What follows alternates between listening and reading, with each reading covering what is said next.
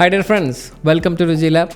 Restaurant സ്റ്റൈലുള്ള അടിപൊളി ടേസ്റ്റുള്ള ഒരു സ്പെഷ്യൽ ചിക്കൻ മന്തിയാണ് നമ്മുടെ ഇന്നത്തെ റെസിപ്പി. ഇതിന് നമുക്ക് കുഴിയോ കുക്കറോ ഒന്നും തന്നെ ആവശ്യമില്ല. വളരെ കുറഞ്ഞ ചിലവിൽ വളരെ എളുപ്പത്തിൽ നമുക്കിത് വീട്ടിലുണ്ടാക്കിയെടുക്കാൻ പറ്റും. ചിക്കനും അതുപോലെ തന്നെ ചോറൊക്കെ നല്ല പാകത്തിന് വെന്ത് റെസ്റ്റോറൻറ്റിനൊക്കെ കിട്ടുന്ന അതേ പെർഫെക്ഷനിൽ വളരെ ഈസി ആയിട്ട് നമുക്കിത് വീട്ടിലുണ്ടാക്കിയെടുക്കാം. ഈ വീഡിയോയിൽ പറയുന്ന ടിപ്സുകളൊക്കെ അതുപോലെ ഫോളോ ചെയ്ത് കഴിഞ്ഞാൽ ഈ കാണുന്ന രീതിയിൽ നല്ല പെർഫെക്റ്റ് ആയിട്ട് മന്തി ഉണ്ടാക്കിയെടുക്കാൻ പറ്റും. കാണാനും റെസ്റ്റോറൻറ്റിനൊക്കെ കിട്ടുന്ന അതേ രീതിയിലുള്ള മന്തിയാണിത്. മസ്റ്റായിട്ട് ഒരു പ്രാവശ്യമെങ്കിലും ട്രൈ ചെയ്ത് നോക്കേണ്ട റെസിപ്പി തന്നെയാണിത്.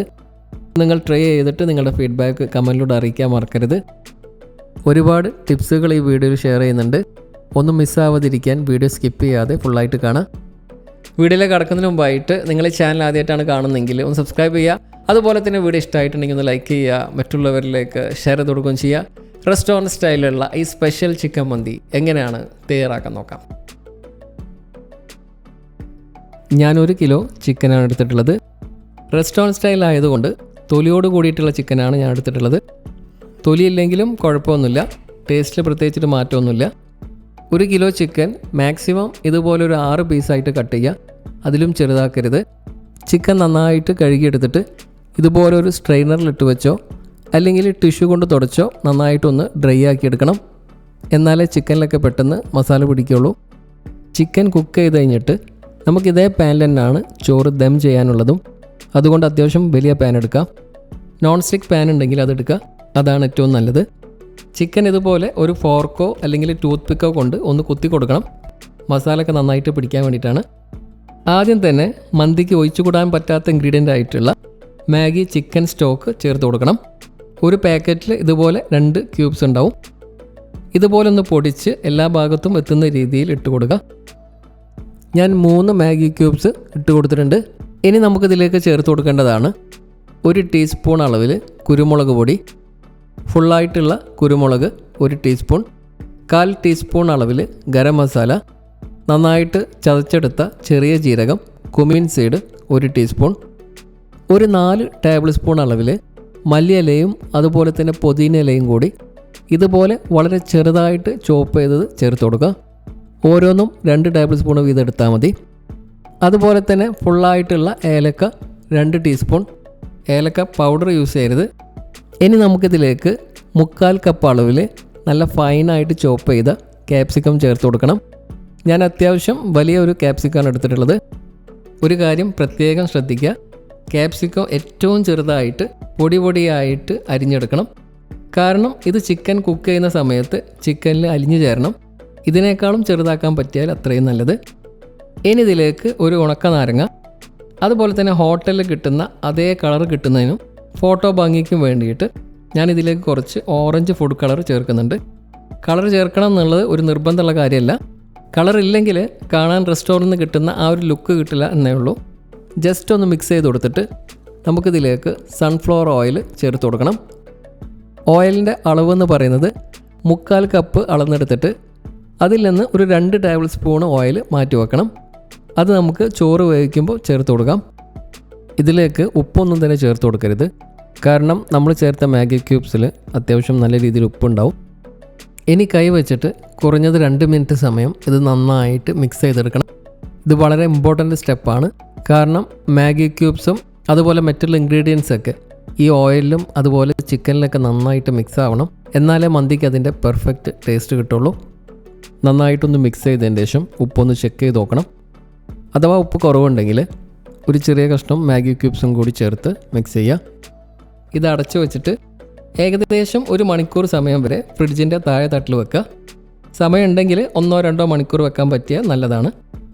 അതുപോലെ തന്നെ ചിക്കൻ ഒന്നിന് മുകളിൽ ഒന്ന് വരാത്ത രീതിയിൽ ഇതുപോലെയാണ് വെക്കേണ്ടത്. ചിക്കൻ റെസ്റ്റ് ചെയ്യാൻ വെക്കുന്ന സമയം തന്നെ നമുക്കിതിലേക്ക് വേണ്ട അരിയും ഒന്ന് കുതിർത്തിയിടണം. മന്തി ഉണ്ടാക്കുന്നതിന് വേണ്ടിയിട്ട് നമുക്ക് സെല്ല ബസ്മതി റൈസ് തന്നെ വേണം. സാദാ ബസ്മതി റൈസ് വെച്ചിട്ട് മന്തി ഉണ്ടാക്കി കഴിഞ്ഞാൽ പെർഫെക്റ്റ് ആയിട്ട് കിട്ടില്ല. ഞാൻ ഇന്ത്യ ഗേറ്റിൻ്റെ 4 കപ്പ് സെല്ല ബസ്മതി റൈസാണ് എടുത്തിട്ടുള്ളത്.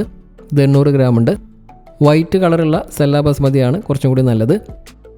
നാട്ടിൽ മന്തി റൈസ്, കപ്സ റൈസ് എന്നൊക്കെ പറഞ്ഞിട്ടുള്ള റൈസ് കിട്ടും, അതെടുത്താലും മതി. വൈറ്റ് ഗോൾഡ് ബസ്മതി റൈസ് കിട്ടുകയാണെങ്കിൽ അതെടുക്കുക, അത് ബെസ്റ്റാണ്. വാഷ് ചെയ്തെടുത്തിട്ടുണ്ട്.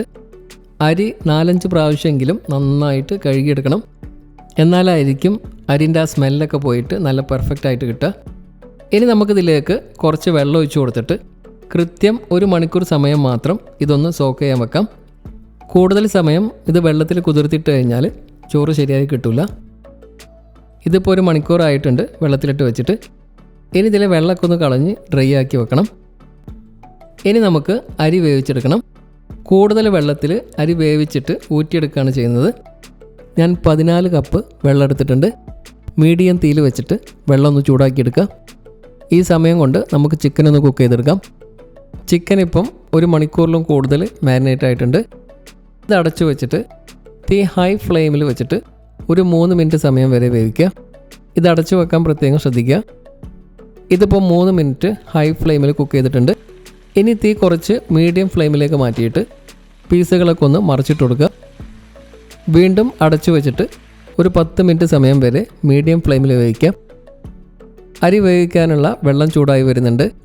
ഇതിലേക്ക് നമുക്ക് 1 ഇഞ്ച് നീളത്തിലുള്ള കറുവപ്പട്ട, 4 കറാമ്പു, അതുപോലെ തന്നെ 4 ഏലക്ക ചേർത്ത് കൊടുക്കുക. കൂടെ തന്നെ ഒരു ഉണക്ക നാരങ്ങയും ഇതിലേക്ക് വേണ്ട ഉപ്പും കൂടി ചേർത്ത് കൊടുക്കുക. നന്നായിട്ടൊന്ന് മിക്സ് ചെയ്ത് കൊടുക്കണം. ചോറിൽ ഉപ്പ് കൃത്യമായിരിക്കണം, എന്നാൽ മാത്രമേ മന്തിക്ക് അതിൻ്റെ കറക്റ്റ് ടേസ്റ്റ് കിട്ടുള്ളൂ.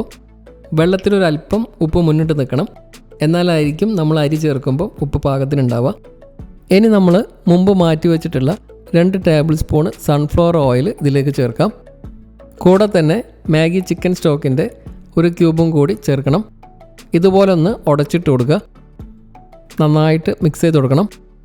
ഇനി മീഡിയം തീയിൽ വെച്ചിട്ട് വെള്ളം നന്നായിട്ട് തിളയ്ക്കുന്നവരെ വേവിക്കുക. ചിക്കൻ ഇപ്പം 10 മിനിറ്റ് മീഡിയം ഫ്ലെയിമിൽ വേവിച്ചിട്ടുണ്ട്. ഇനി പീസസൊക്കെ ഒന്നും കൂടി മറിച്ചിട്ട് കൊടുത്തിട്ട് ഒരു 10 മിനിറ്റ് സമയം കൂടി മീഡിയം ഫ്ലെയിമിൽ അടച്ച് വേവിക്കുക. വെള്ളം തിളച്ച് വരുന്നുണ്ട്. ഇതുപോലെ നന്നായിട്ട് തിളച്ചതിന് ശേഷം അരി ചേർത്ത് കൊടുക്കുക. മിക്സ് ചെയ്ത് കൊടുക്കണം. മീഡിയം തീയിൽ വെച്ചിട്ട് അരി വേവുന്നവരെ ഏകദേശം ഒരു 10 മിനിറ്റ് സമയം വരെ വേവിക്കുക. സാധാ ബസ്മതി റൈസ് പോലെയല്ല, സെല്ല റൈസ് വെന്ത് കിട്ടാൻ കുറച്ചും കൂടി സമയം കൂടുതലെടുക്കും. ചോറ് ഫുള്ളായിട്ട് കുക്കാവണമെന്നില്ല, ഒരു 90% വെന്ത് കിട്ടിയാൽ മതി. ബാക്കി നമ്മൾ ദം ചെയ്യുന്ന സമയത്ത് വെന്തോളും.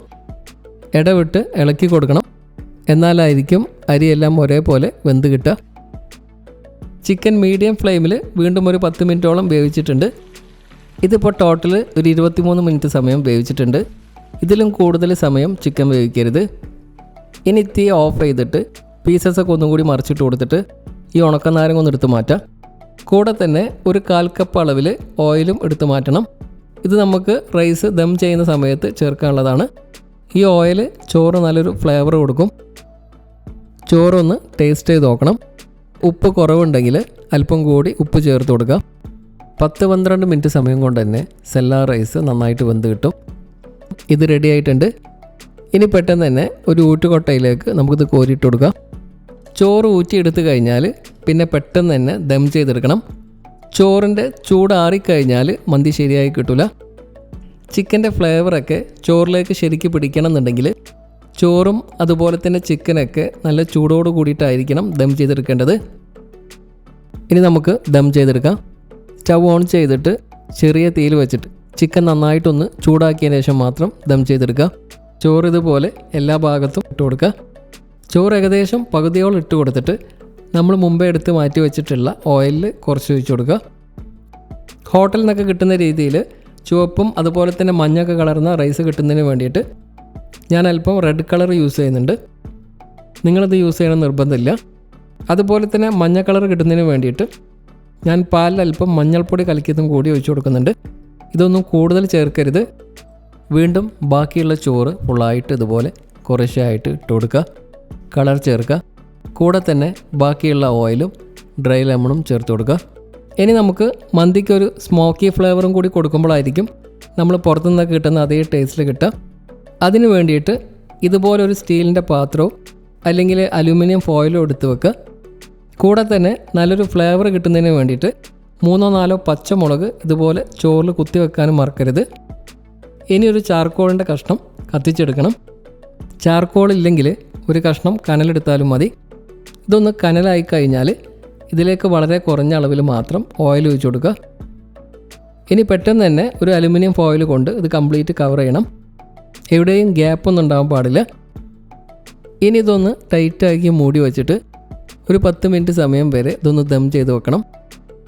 തീ കുറച്ച് ലോ ഫ്ലെയിമിൽ വെച്ചിട്ട് അതിന് മുകളിൽ ഇതുപോലെ അലുമിനിയത്തിൻ്റെ ടോപ്പോ അല്ലെങ്കിൽ പഴയ ദോശക്കല്ലോ വെച്ച് അത് നന്നായിട്ട് ചൂടാക്കിയതിന് ശേഷം മാത്രം ഇതുപോലെ വെച്ച് കൊടുക്കുക.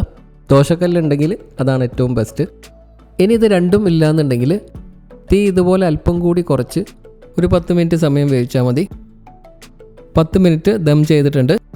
ഇനി തീ ഓഫ് ചെയ്തിട്ട് ഒരു 20 മിനിറ്റ് സമയം വരെ തുറക്കാതെ അങ്ങനെ വെക്കുക. ഇതിപ്പോൾ നമ്മൾ ദം ചെയ്തതിന് ശേഷം ഒരു 20 മിനിറ്റ് ആയിട്ടുണ്ട്. ഇനി ഒന്ന് ഓപ്പൺ ചെയ്ത് നോക്കുക. റൈസൊക്കെ നല്ല പെർഫെക്റ്റ് ആയിട്ട് വെന്ത് വന്നിട്ടുണ്ട്. മന്തിക്ക് അതിൻ്റെ കറക്റ്റ് ടേസ്റ്റ് കിട്ടണമെന്നുണ്ടെങ്കിൽ ഇതിൻ്റെ അടിഭാഗത്തുള്ള ചിക്കൻ്റെ ഫ്ലേവറും അതുപോലെ തന്നെ ഓയിലൊക്കെ മിക്സ് ആയിട്ടുള്ള ചോറ് ഈ മൊത്തം റൈസിൽ നന്നായിട്ട് മിക്സ് ചെയ്തെടുക്കണം. ചിക്കനൊക്കെ ഒന്ന് എടുത്ത് മാറ്റിയിട്ട് ജസ്റ്റ് ഒരു 10 സെക്കൻഡ് സമയം മാത്രം ഒന്ന് മിക്സ് ചെയ്താൽ മതി. മന്തിയുടെ കൂടെ സാധാരണ തയ്യാറാക്കുന്ന അറബിക് ടൊമാറ്റോ ചട്നിയുടെ 1 മിനിറ്റ് മാത്രമുള്ള മുമ്പ് പബ്ലിഷ് ചെയ്ത വീഡിയോ ആണിത്. വീഡിയോൻ്റെ ലിങ്ക് താഴെ കൊടുക്കാം. അപ്പോൾ നിങ്ങൾ ട്രൈ ചെയ്തിട്ട് നിങ്ങളുടെ ഫീഡ്ബാക്ക് കമൻറ്റിലൂടെ അറിയിക്കാൻ മറക്കരുത്. മറ്റൊരു വീഡിയോ ആയിട്ട് കാണാം. Thank you so much for watching.